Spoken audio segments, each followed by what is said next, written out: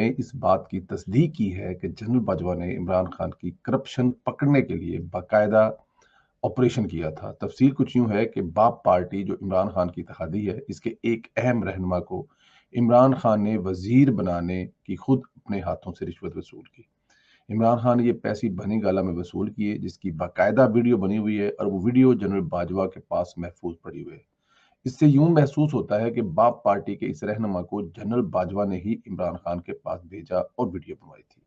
یہ بھی کہا جاتا ہے کہ جب اس رہنما کو وزیر بنایا گیا تو باپ پارٹی عمران خان سے ناراض ہو گئی تھی اور اس وقت ہی اختلافات کا آغاز ہو چکا تھا۔ اب سوال یہ ہے کہ عمران خان کی ان ویڈیو کی تصدیق تو دیکھنے والوں نے کر دی ہے، لیکن ضروری ہے کہ قوم کے سامنے رکھ کر بتایا جائے کہ قوم میں یوتھ کا لیڈر کتنا بڑا ایماندار لیڈر ہے۔ باپ پارٹی کے جس کو وزیر بنایا گیا، اس کی باپ پارٹی یہ نہیں چاہتی تھی کہ اس کو وزیر